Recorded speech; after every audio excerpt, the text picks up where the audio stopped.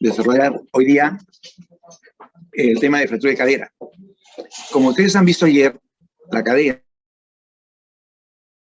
está compuesta por el acetábulo y la parte proximal del fémur. El acetábulo, vieron en la clase de pelvis este tema.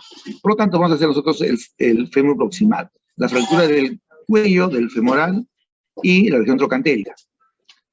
Vamos a ver en cuanto a su clasificación, tratamiento, complicaciones y su prevención.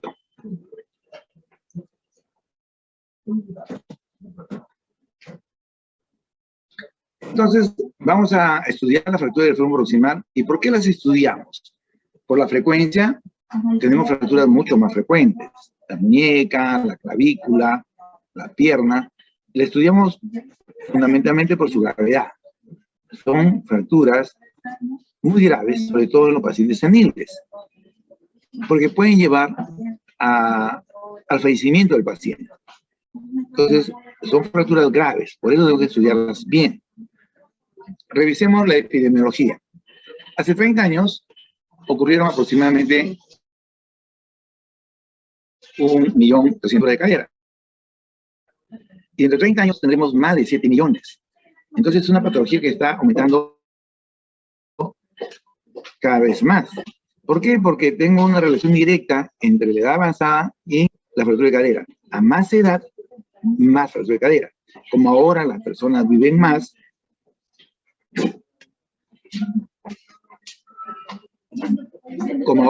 las personas viven más, entonces tenemos más fractura de cadera. Es más frecuente en las mujeres que en los varones. ¿Por qué? Porque hay un problema hormonal a partir de la menopausia. Las mujeres tienen más osteoporosis y por esta razón se fractura con mayor frecuencia. El mecanismo es la caída en la vivienda más frecuentemente, en los ancianos. También hay fracturas en gente joven, pero requieren un traumatismo muy intenso, atropellos, caída de altura, pero lo frecuente es en ancianos que bastan una simple caída a nivel, van caminando, se tropiezan, caen y se fracturan la cadera. Entonces, esto es el problema principal. Pacientes seniles que se caen generalmente en la casa, se tropiezan con la alfombra, en el baño, en la escalera, y se van a fracturar y están en grave peligro su vida. Veamos primero la morbilidad. La mitad de los pacientes que fracturan la cadera y son operados consiguen caminar igual que antes de la fractura. Solo la mitad, la otra mitad no camina igual, va a tener discapacidad. El 10%, el 15% no recupera la capacidad para caminar fuera del hogar. Cuando uno camina fuera de la casa, se considera deambulador la persona. Pero si no camina fuera de la casa, solo está dentro de la casa con su andador, su bastón, se moviliza para ir al baño, al comedor, ese paciente se considera no deambulador. Entonces tengo un porcentaje importante que van a quedar como no deambuladores, solo movilizarse dentro de su casa. ¿Qué complicaciones tenemos? De dos tipos, ortopédicas, es decir, relacionados directamente a la fractura. Consolidación viciosa, ya ustedes saben, cuando consolida fuera de su eje, pseudoartrosis o no consolidación, sobre todo de tipo atrófica. La necrosis avascular se limita la agregación al cáncer femoral y se necrosa. La disminución de los rangos articulares. Y tenemos complicaciones generales, infecciones respiratorias, que pueden ir a neumonías, bronconeumonías, y esas son las razones del fallecimiento del paciente. O hacer úlceras de presión, sobre todo en la región sacra, en los talones, y estas úlceras se infectan, hacen sepsis y fallece el paciente. También por estar postrado, en camino de cadera, hacen trombos, ¿no? Venosos profundos, estos se desprenden, van al pulmón y tienen una embolia pulmonar y fallece el paciente. Entonces el problema está en que las fracturas de cadera no solo nos dan movilidad, sino también nos dan una mortalidad. Veamos qué tan preocupante es esta mortalidad. 5% de los pacientes fallecen en la etapa intrahospitalaria, ¿no? En la primera semana, digamos. Y entre el 5 y 15% de los pacientes operados fallecen antes de cumplir los 4 meses de intervención quirúrgica. Y si evaluamos al año, entre el 15 y 25% de los pacientes fracturados que fueron operados han fallecido. Los que sobreviven al año ya tienen la misma mortalidad que los no fracturados. O sea, hasta el año tenemos una mortalidad mayor en aquellos que se fracturaron, incluso fueron operados. La mortalidad es alta. ¿Y qué pasa si no lo operamos? Si no operamos, la mortalidad está por encima del 65%. O sea que sí hay una mortalidad en los operados, pero muchísimo mayor en los no operados. Por lo tanto, tenemos que operarlos a todos que puedan ser operados, ¿no? Entonces, es una patología grave que puede llevar al fallecimiento del paciente. ¿Por qué? Porque los postra una fractura de cadera, no pueden sentarse, no pueden pararse, no pueden caminar. Y al estar postrado la paciente, entonces empiezan a formarse las úlceras de presión, en sus distintas etapas, sobre todo en el sacro, y estos se infectan y hacen sepsis y fallecen, ¿no? O en el talón, ¿no? Que son los sitios más frecuentes, ¿no? En el sacro, en el talón, en estas escaras. Puede ser neumonías o bronconeumonías, causa fallecimiento también por estar postrados. Trombosis venosa, que se pueden convertir en una embolia pulmonar. Entonces, la idea es, la fractura de cadera, como sabemos que van a postrar al paciente y se pueden complicar y fallecer por ello, el objetivo es operarlas para evitar la postración. Este es el objetivo número 1. No es que se hagan a caminar, no, para nada. La idea es que se muevan, que muevan las piernas, que no hagan trombosis, que puedan respirar, hagan ejercicios respiratorios, que no hagan neumonía, bronconeumonías. Para movilizar al paciente, pues ya la posibilidad de escala no existe. Entonces, la cirugía está orientada a evitar la postración, porque así evitamos que fallezcan. Entonces, ¿por qué hay que operarles a un paciente de 90 años, de 95 años, que tienen una posibilidad de mortalidad perioperatoria alta? Lo operamos porque no operarles es muchísimo peor. No lo operamos porque si fijamos la fractura, ya no deja de doler, ya deja de doler. Si deja de doler, ya puede comer, ya puede movilizarse, está mejor, ¿no? Al moverlo es mejor estado general. Debemos sentarlo muy rápido, podemos dar extremidades. El fijar la fractura y poder mover al paciente va a facilitar los cuidados de enfermería para evitar la subdepresión. Disminuye el tiempo de hospitalización y también disminuye las complicaciones y la morbimortalidad. Por esa razón hay que operar, o sea, hay que fijar, hay que solucionar la fractura. ¿Cuál es el mejor momento para operarlos? La idea es apenas el estado general lo permita. Es decir, entre las 24 y 48 horas, al segundo día. El primer día va a ser utilizado para estabilizar al paciente. Recordemos, pacientes ancianos tienen comorbilidades, son hipertensos, diabéticos, podrían tener anemia. Hay que ponerlos en condiciones adecuadas para la intervención quirúrgica, que debe realizarse, el momento ideal es entre las 24 y 48 horas. Y recordar que la cirugía tiene un objetivo primordial, salvarle la vida. O aquí está en riesgo la vida del paciente. El operarlo me puede dar complicaciones, por supuesto que sí, pero serán menores que el no operarlo. Bien, ahora vamos a clasificar las fracturas para saber qué vamos a hacer con ellas, ¿no? Las clasificamos en 2 grandes grupos: las intracapsulares, también llamadas mediales, y las extracapsulares o laterales. Intracapsulares, su nombre lo dice, están dentro de la cápsula. Aquí vemos la cápsula, ¿no? Las intracapsulares son todas aquellas que están dentro de la cápsula, o sea, las fracturas del cuello, ¿no? Y las extracapsulares son aquellas fracturas que están fuera de la cápsula, en la región trochanterica. ¿Por qué la dividimos así?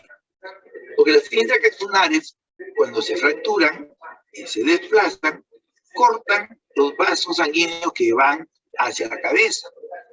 Y estos vasos son intraóseos. Al cortarse el hueso, fracturarse el hueso, van a dañar la irrigación. De tal manera que la cabeza se queda sin irrigación. La sangre que llega por el ligamento redondo es muy escasa, 10% promedio. Entonces la cabeza se puede morir. Y de hecho se va a morir o no pegar. ¿Por qué? Porque le falta irrigación que se ha dañado al fracturarse en la zona intracapsular. Mientras que la que se fractura en extracapsular no están dañando la irrigación a la cabeza. Y por eso no complican con necrosis vascular ni pseudoartrosis atrófica. Entonces es muy importante saber si una fractura es medial o lateral. Ambas son malas porque ambas posan al paciente, ambas van a aumentar el riesgo de tromboembolia, escara, neumonía. Ambas son malas. Pero entre ellas, en el medio lateral, es mejor, en medio mala, la lateral. ¿Por qué? Porque las mediales se está cortando la irrigación y esta cabeza va a ir a necrosis vascular o la fractura hacia necrosis. ¿Cuáles son estas mediales? Las subcapitales, es decir, la fractura está inmediatamente por debajo de la cabeza. Y las medios cervicales, su nombre lo dice, a mitad del cuello. ¿Y cuáles son las laterales? Las bases cervicales, en la base del cuello, las transtrocantéricas o intertrocantéricas y las subtrocantéricas. Estas son las laterales que sí tienen buen pronóstico para la consolidación. Mal pronóstico para el estado general del paciente. Ambas son fracturas de cadera y van a provocar lo que hemos dicho anteriormente. Entonces tenemos dos diferencias grandes. Medial y lateral. Medial, mala irrigación. La lateral tiene buena irrigación. La medial, si no la trato, no consolidan jamás. Van a la pseudoartrosis. Y las laterales, aunque no la trate, si se quedan allí, echan su cama y sobreviven, van a consolidar, aunque en posición viciosa, fuera de eje. Las mediales complican con necrosis avascular en una tercera parte, un tercio de los pacientes de fractura mediales van a necrosis aséptica, independiente si lo pensó o no, porque se dañaron los vasos. Y con laterales no hay necrosis aséptica porque no hay lesión de los vasos. Esas son las diferencias locales de la fractura de cadera. Bien, veamos entonces cuál es el diagnóstico de la clínica. El diagnóstico lo basamos en clínica y en imágenes. Veamos primero la clínica. Tenemos dolor. ¿Dónde? En la ingle. ¿No? El dolor es en la ingle. Pero a veces el dolor es referido. Es decir, que no duele en la ingle, sino en otra parte de la extremidad. Y generalmente es en la parte interna del muslo o en la rodilla. Entonces el paciente generalmente llega con dolor en la ingle. Pero si no duele en la ingle, si no duele en la ingle, duele en la rodilla, podría ser que no esté en la rodilla, sino en la cadera, y el dolor es referido a la rodilla. Allí no podemos equivocar, ¿no? ¿Qué más tiene el paciente? Impotencia funcional. Si le pedimos que eleve la extremidad, no lo va a poder hacer. Tiene impotencia para poder elevar la extremidad, no puede pararse, no puede caminar. Hay impotencia funcional. Y existe deformación. La extremidad pierde la forma normal. ¿En qué consiste esa deformación? En acortamiento, rotación externa. Al fracturarse, los músculos se contraen y asciende el fémur. Por lo tanto, la extremidad es más corta. Y además, rota en externo. De tal manera que si yo tengo un paciente senil que se cae al nivel, ¿no? Tiene dolor en la ingle, impotencia funcional, no eleva la extremidad, y deformación en acortamiento y rotación externa, ese paciente tiene fractura de cadera. Ahora lo que falta es saber qué tipo de fractura de cadera. La radiografía no es para ver si tiene fractura o no, técnicamente la tengo el diagnóstico. La radiografía es para saber si es medial o lateral, porque los tratamientos son totalmente distintos. Clínicamente tengo el diagnóstico clínico. La radiografía me va a confirmar, pero me sirve, no solo para confirmar, sino para saber qué tipo de fractura es. La radiografía es una antera posterior, ¿no? En reducción interna de 15 grados, y además siempre es bueno tomar una acción. Entonces, esta radiografía de la cadera nos va a mostrar una fractura de la base del cuello, ¿no? Es conveniente tomar la fibra de PVC porque nos permite ver las dos caderas. Y entonces nos sirve para la cadera sana, para poder calcular el tamaño del implante que vamos a colocar. Las tomografías las reservamos para ver la condición, si la tienen o no, y sobre todo para encontrar las fracturas ocultas que vamos a desarrollar más adelante. ¿No? Por ejemplo, acá el paciente que tiene dolor en la cadera, limitación funcional, ¿no? Se le intenta parar, le duele, y entonces ese NIL se ha caído, le duele en la ingle, limitación funcional, debe tener una fractura de cadera, pero no hay aportamiento, no hay rotación externa, porque tiene una fractura que no está desplazada. Entonces, como clínicamente pienso en una fractura de cadera y no la veo en una radiografía, le pido una tomografía. Y en la tomografía sí vamos a evidenciar el plazo. Pues no tengo tomógrafo yo ahí en ese lunch, no hay problema.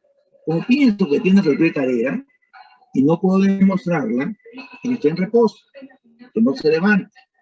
En una semana le volvemos a poner una radiografía y allí va a aparecer, cuando se reabsorban los bordes del trato de fractura.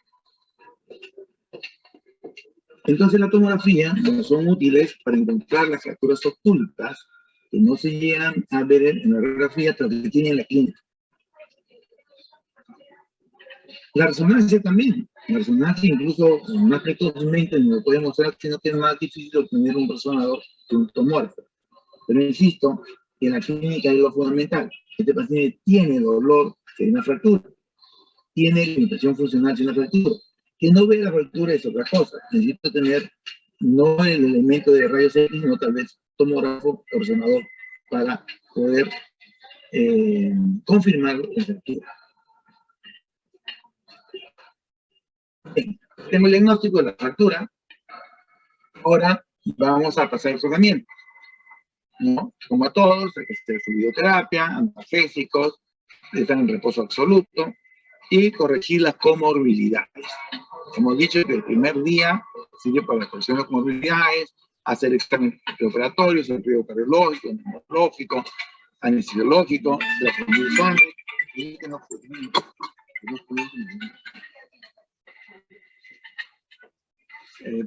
decíamos que el primer día para preparar para el acto quirúrgico, ¿no? Compensarlo, estabilizarlo, sobre todo el consentimiento informado, ¿no? Y explicar ahí en un consentimiento informado lo que se tiene, lo que se va a hacer. Si no podemos operarlo en el momento ideal, que es lo que nos pasa en todo el país, ¿no? En el mundo sí pueden operarlo pues, en el segundo día. Nosotros somos el tercer mundo y estamos 4, 5 de una semana hasta 2 semanas esperando que puedan comprar los implantes, en convencer a los pacientes. Y si es así, entonces tenemos que ponerle un sistema de tracción de partes blandas para que la extremidad no se acorte, no se rote y sea más sencilla el acto quirúrgico, ¿no? Bien, entonces ya hemos dicho que tenemos que saber de qué tipo de fractura de cadera tenemos, si es intracapsular o extracapsular, porque el tratamiento es distinto en cada uno de ellos. A las fracturas mediales vamos a clasificarlas de acuerdo a esta clasificación que desarrolló Garden, ¿no? Garden determinó 4 grupos. Garden 1, fracturas incompletas o impactadas en valvo, como en este caso. Garden 2, las completas, pero que no se han desplazado. Garden 3, las completas desplazadas menos del 50% y las completas desplazadas más del 50%. Para nosotros, pregrado, vamos a dividirlo aún más sencillo que Garden. En las no desplazadas, que son 1 y 2, no están desplazadas, y las desplazadas, que son 3 y 4. Entonces, las fracturas mediales, la del cuello, vamos a dividirla en 2 grandes grupos. Aquellas que no están desplazadas y aquellas que están desplazadas. ¿Qué hacemos con las no desplazadas? No están desplazadas, no tenemos nada que reducir, hay que fijarlas. Y se fijan con unos tornillos, ¿no? Con unos tornillos que son canulados. Es decir, que tienen un canal en el espesor del tornillo. ¿Para qué sirve ese canal? Porque primero le ponemos unos alambrecitos, como unas guías, ¿no? Para poder guiar al tornillo que se pone siguiendo estos alambrecitos, ¿no? Y así fijamos la fractura. Entonces, las fracturas mediales no desplazadas, tenemos que fijarlas para que no se desplacen cuando la movilicen, la pongan en la chata. Entonces, lo fijamos para que pueda consolidar. No se han dañado los vasos, porque no se desplazó esta fractura. La fractura no desplazada, tratamiento, osteosíntesis. Osteo, hueso, síntesis unido. Fijamos el hueso con qué? Con tornillos canulados. No hay nada que reducir.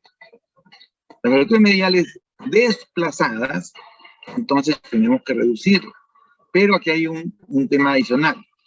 Si el paciente es menor de 65 años, aquí se llaman jóvenes, entonces tenemos que reducirlas y fijarlas.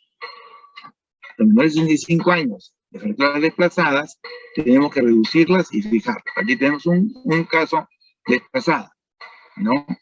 Una fractura desplazada que tengo que hacer en los 65 años. Ya. Vamos a reducirlas, vamos a acomodarlas, vamos a fijarlas con los tornillos canulados. ¿Tengo riesgo de que esto se necrose? Por supuesto que sí. ¿Tengo riesgo de que esta fractura no consolide y vaya a la pseudoartrosis atrófica? ¿No tiene reacción? Por supuesto que sí. Pero vamos a intentar salvar esa cabeza, que consoliden, reduciéndola y fijándola. Sabemos que 1/3 de estos pacientes que hemos reducido bien y hemos fijado bien, se van a necrosar por el daño vascular que han tenido. Pero 2/3 partes sí van a consolidar y van a salvar su cadera. Entonces, si son jóvenes, es decir, menores de 65 años con la cadera, y una fractura desplazada, medial, la idea es reducción, ¿no? Ya sea incruenta o cruenta, pues, acomodarlas y luego fijarlas con esos tornillos canulados. Entonces veamos un caso, una fractura desplazada, ¿no? Se hace la reducción, en este caso incruenta, sin abrir el foco de la fractura, ¿no? Lo verificamos con rayos X, un multiplicador de imágenes, ¿no? Que llamamos C. Y una vez que hemos reducido, pasamos a fijarlos primero con esas guías, ¿no? Que tienen una disposición predeterminada. Verificamos que esté reducida y que las guías estén dentro de la cabeza, no perforen la cabeza, no dañen la cavidad articular. Y entonces, siguiendo estos guías, vamos a colocar los tornillos. Si fijamos la fractura, no se abrió la fractura en sí, que está en la ingle, en el cuello, sino hemos aperturado la parte externa del fémur para colocar estos tornillos previa reducción. Y el paciente evoluciona hacia la consolidación. Todo bien en estos casos.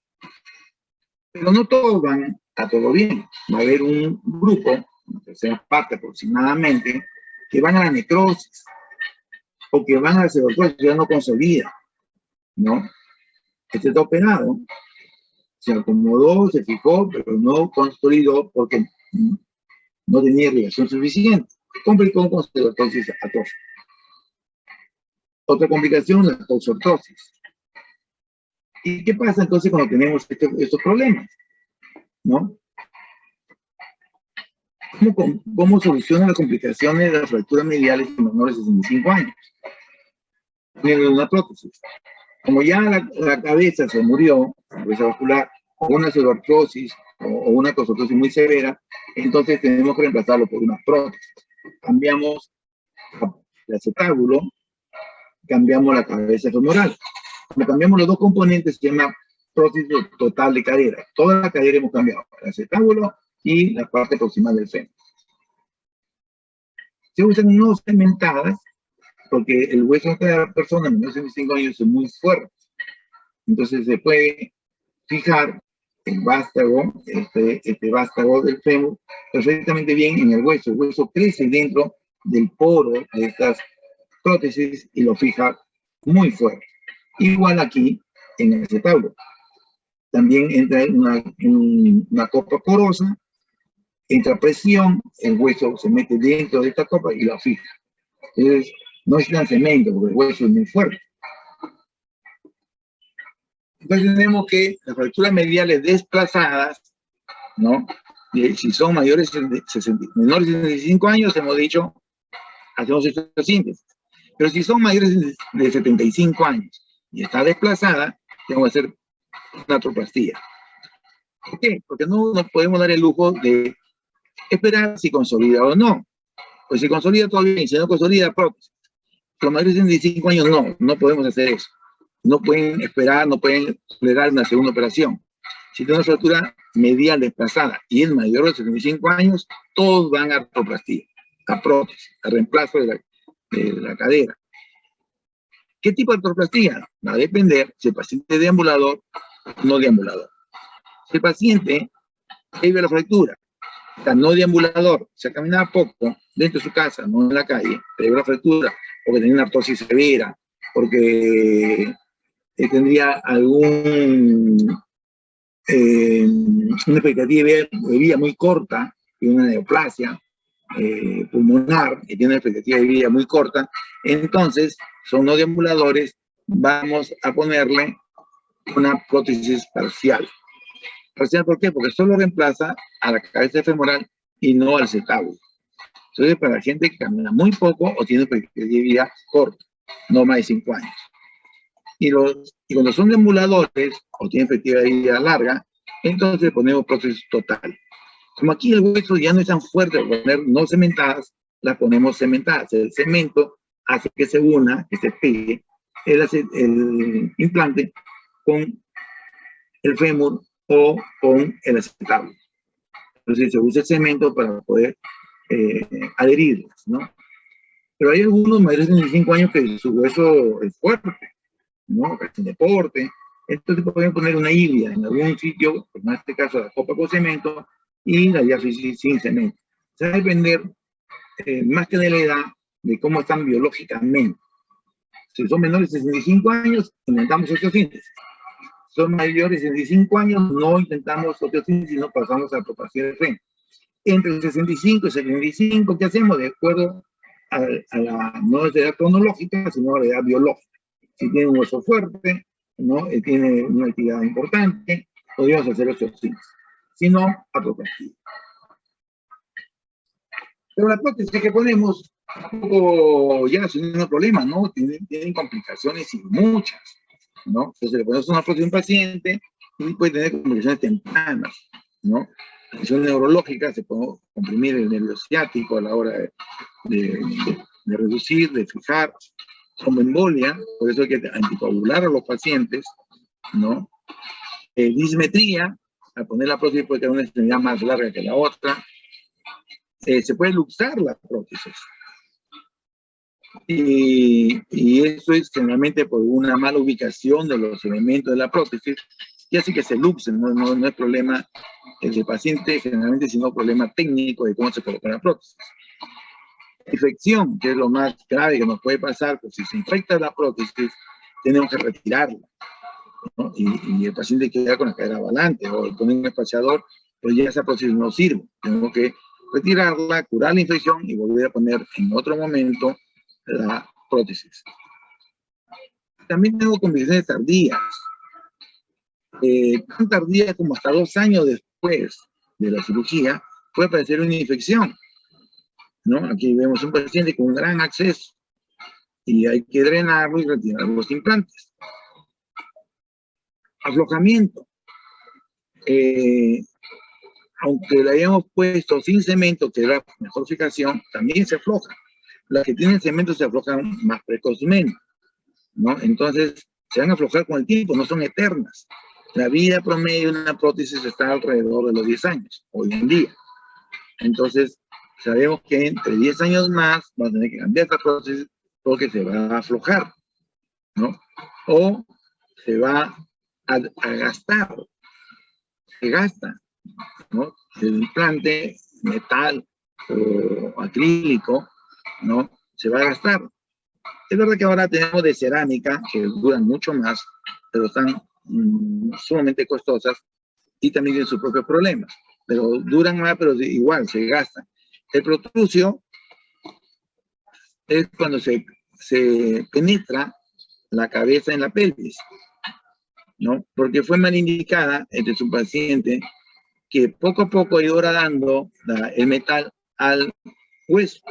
Es un paciente que se ha caminado bastante, ¿no? Que sí tenía una efectiva vida larga, tanto que ha ido reabsorbiendo el hueso y va penetrando hacia la pelvis, ¿no? Se llama protrusión.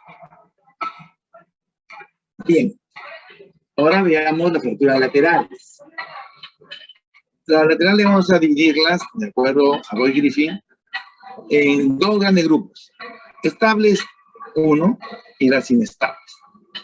¿Cuáles son las estables? Las que tienen un trazo simple, con este dibujo, y las inestables son todas las demás, ¿no? Son las suprocantéricas, con proyección a la parte diafisaria, suprocantéricas, con minutas. Entonces me acuerdo las estables, las simples, y el resto son inestables.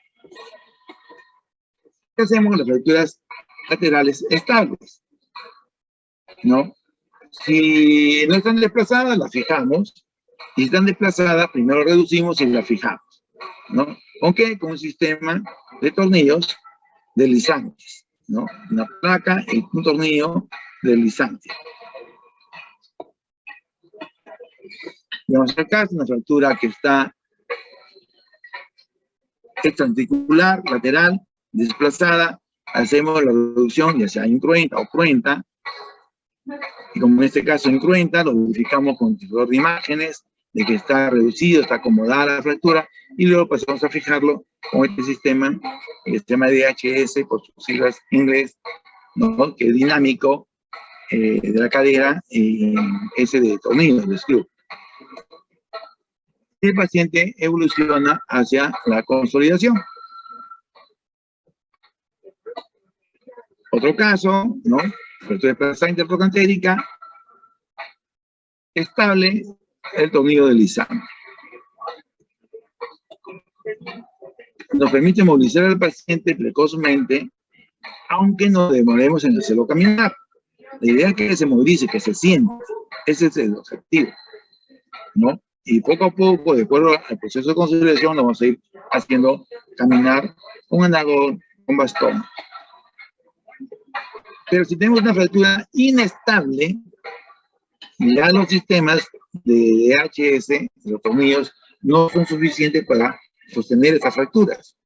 Entonces tenemos que usar los clavos cefalomedulares bloqueados.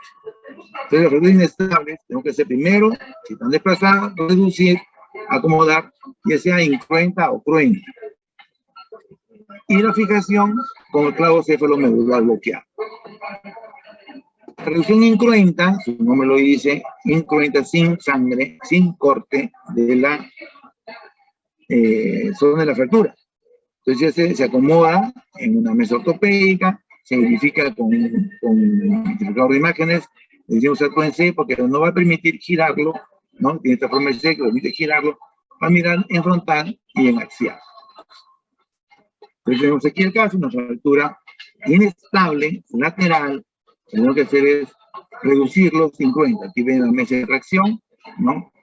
Se ha fijado al pie, con esta manija se va traccionando, este pin hace la contratracción, se hace rotación interna, abducción, hasta lograr la reducción que la verificamos con el arco en C. Entonces, se hace una reducción sin aperturar la fractura.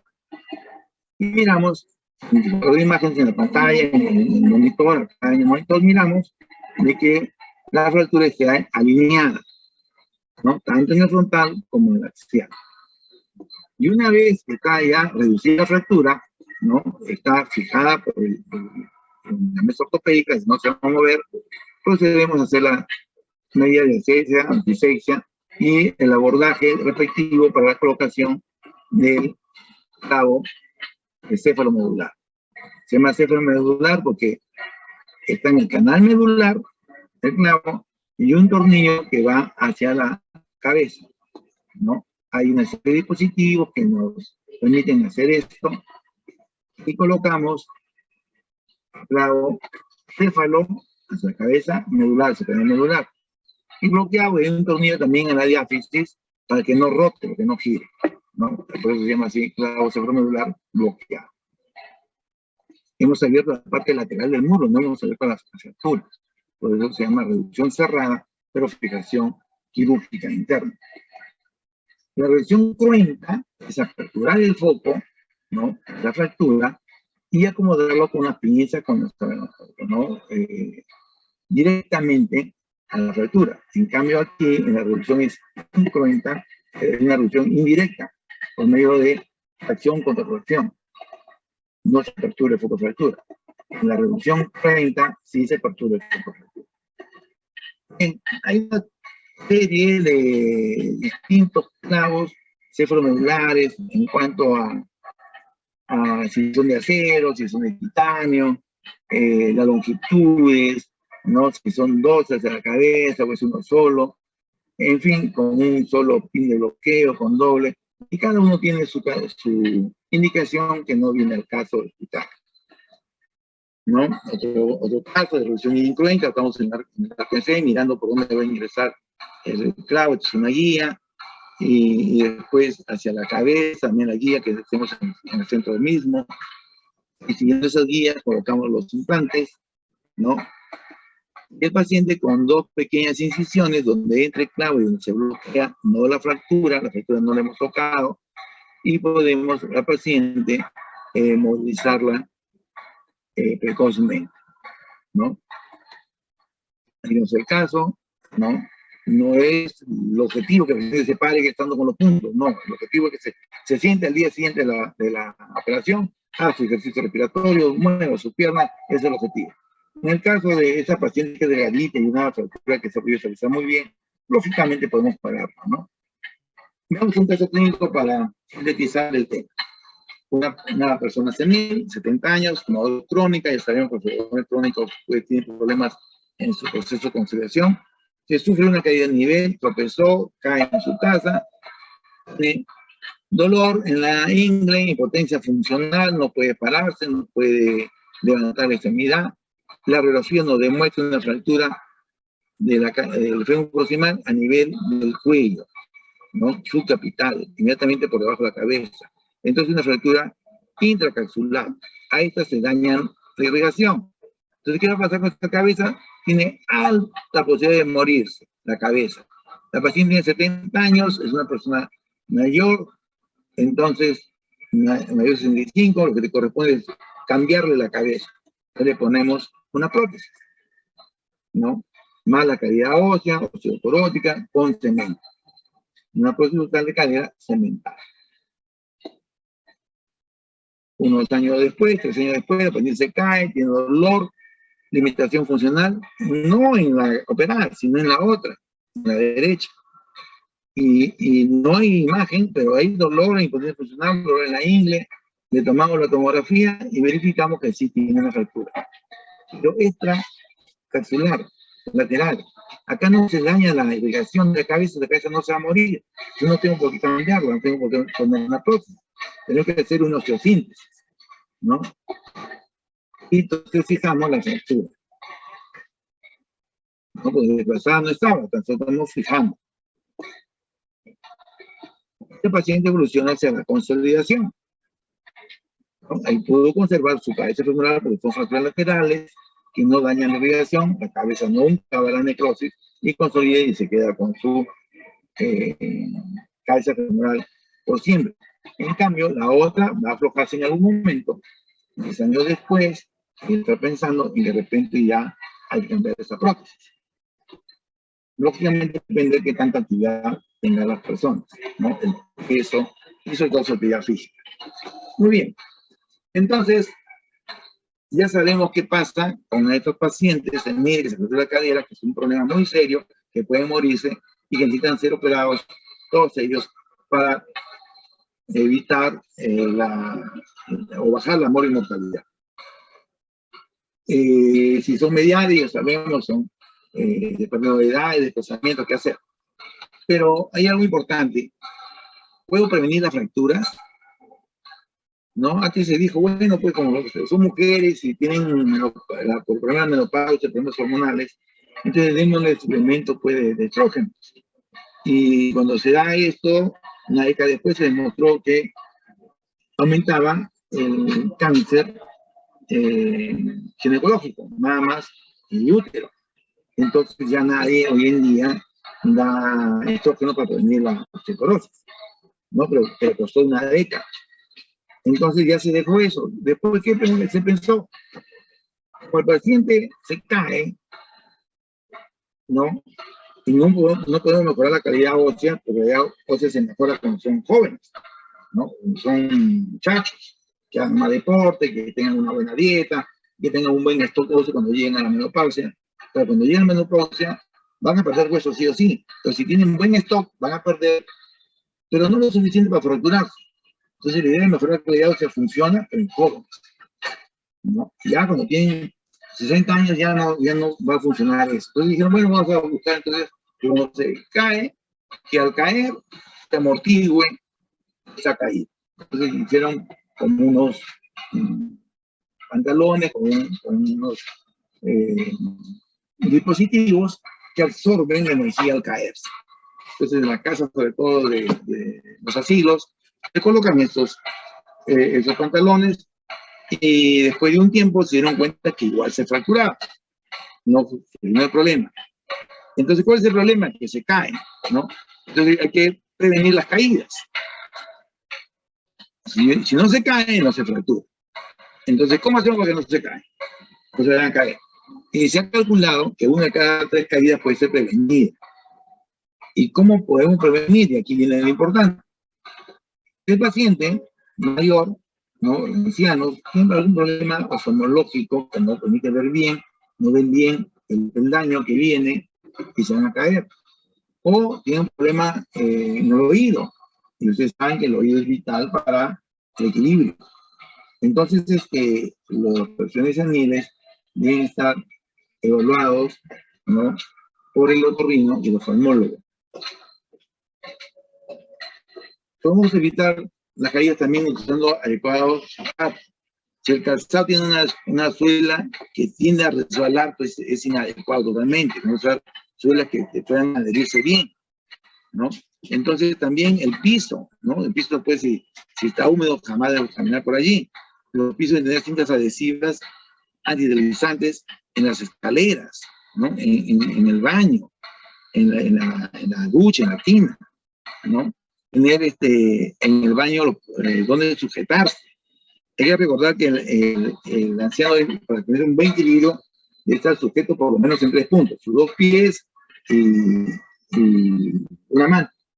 Entonces, para dar el paso, levanto un pie, mis 2 manos están agarradas y un pie en el piso. Yo tengo 3 puntos. O sea, siempre debo tener 3 puntos de apoyo. Y debo tener suficientes agarraderas, sobre todo en el baño, que es donde se cae la gente, en la ducha. Y en todas las paredes tenga de dónde sujetarse la persona. Y así no se va a caer, que esté siempre estable, con 3 puntos apoyados. O sea, levanto un pie cuando tengo las 2 manos fijas y el otro pie fijo, ¿no? Pero no una mano suelta y otro levanto el pie, tengo tan solo 2 puntos de apoyo y ahí es donde puedo caer. Bien iluminada la casa, ¿no? Porque si tengo buena iluminación puedo ver bien. Evitar en lo posible las alfombras, los tapetes en el piso que se tienen ahí para limpiarse los zapatos. Ese es el punto donde la gente se tropieza. Basta 1,5 centímetros de desnivel, se van a caer. Se tropieza y se caen, ¿no? Cuanto menos se suban escaleras, es mejor. Entonces, si tiene una casa de 2 pisos y el dormitorio tiene un segundo piso, bajen el dormitorio del primer piso cuando te suban y bajan escaleras, ¿no? Porque las escaleras es uno de los lugares donde más se sientan, el baño y las escaleras. Cada vez tienen más mascotas y cada vez las mascotas son más grandes. Entonces hay unos perros que son tan grandes que se tropiezan con uno y se cae la persona. Hemos visto muchos pacientes seniles que han sido golpeados por su mascota, ¿no? Y al caer se fracturaron. Pero los pacientes seniles, aunque seniles sean, siempre van a tener ejercicio regular. ¿no? Y se ha demostrado que quien hace más ejercicio tiene menos caída, ya que mejora su coordinación, la fuerza muscular y su elasticidad. Bien, entonces, ¿qué debemos recordar para el resto de nuestra vida de médicos? Que la fractura del fémur proximal es frecuente en el adulto mayor y esto tiene una alta mortalidad. La gente se puede morir por esa patología y es muy frecuente en el adulto mayor. ¿Que los jóvenes se pueden fracturar? Por supuesto que sí, pero son menos que necesitan grandes traumatismos, ¿no? Lo grave viene en los ancianos, que un pequeño traumatismo se puede fracturar. Entonces, el diagnóstico clínico, ¿cómo se hace? Senil, que se cayó a nivel y presenta dolor e impotencia funcional en la cadera. Esto me dice, busca la fractura de la cadera. Y si la tiene, el tratamiento va a buscar que se movilice lo más precoz posible. Por lo tanto, todos ellos tienen necesidad quirúrgica, deben operarse. Claro que tienen operable, pues tiene una fracción de eyección del corazón del 30%, ese no puede operarse, va a morir en el acto operatorio. Bueno, pero la gran mayoría sí se debe hacer, a pesar que tenga 100 años, sí. Hay que fijarle la fractura, ponerle su prótesis, porque no hacerlo, lo más probable es que se va a morir, ¿no? Y debemos prevenir las caídas. Muchas gracias por su atención. Por favor, pasamos a la sección preguntas.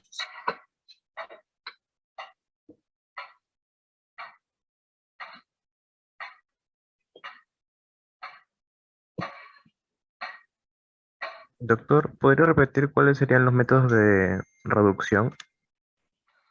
Ya, solo hay dos.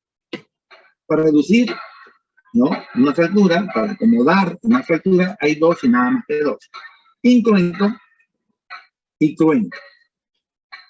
Si tú buscas en el diccionario qué significa cruento, dice con sangre, con corte. Entonces, incruento y sin corte, sin apertura de su fractura. Por maniobras externas, vamos a lograr la acomodación. Y la reducción necesita de dos maniobras externas. Tracción y contracción, todas las fracturas, todas, ¿no? Y ustedes están ya a más de la mitad del curso de fracturas. Cuando va a reducir la fractura de muñeca, ¿qué hacen? Uno tracciona desde los dedos de la mano y el otro hace la contracción desde el brazo.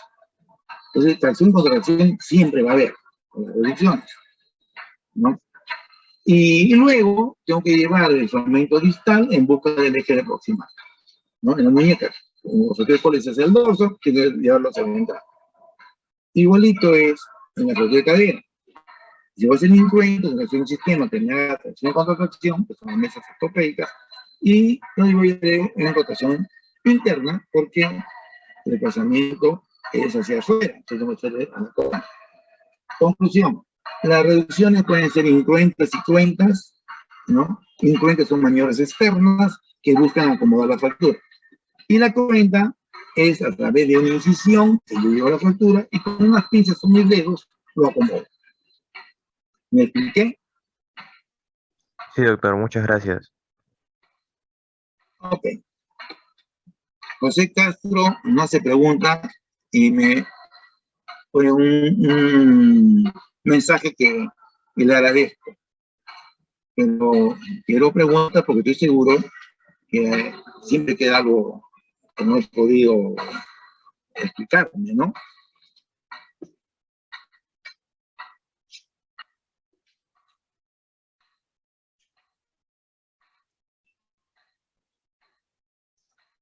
Como no hay preguntas, quiero, quien me preguntó de reducción incruenta y cruenta, quiero preguntarle, para estar seguro que me explique, ¿cómo es eso de que tracción contra tracción? Ya lo entiendo, uno jala por un lado, el otro jala por otro lado.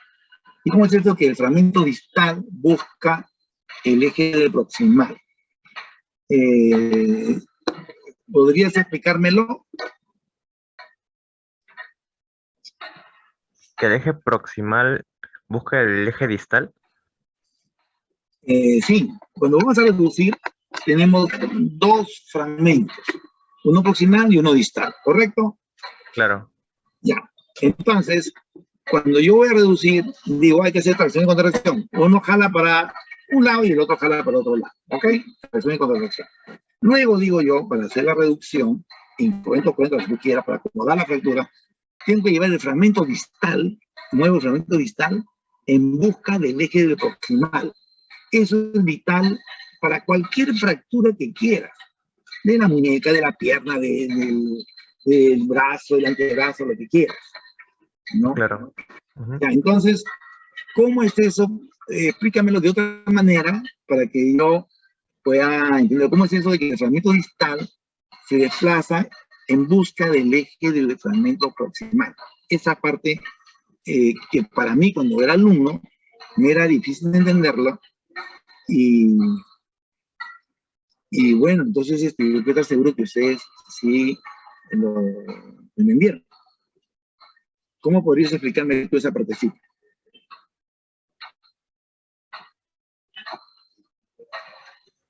A A ver, ver, puede ser... ¿se Sí, me escucha? Ya. Bueno, en términos generales, lo que se tiene que hacer es restituir lo que serían los ejes, porque los ejes mayormente están alineados. Entonces, cuando hay alguna fractura, hay una disrupción de ese orden de los ejes. Entonces, lo que hacemos es traccionar, usted mencionó, jalarlo e intentar llevar a su posición normal a los huesos, que estarían, en este caso, fracturados. ya. A ver, te voy a hacer mejor, ábreme la pantalla, no. Quiero que me veas un ratito que me están ayudando, porque yo no sé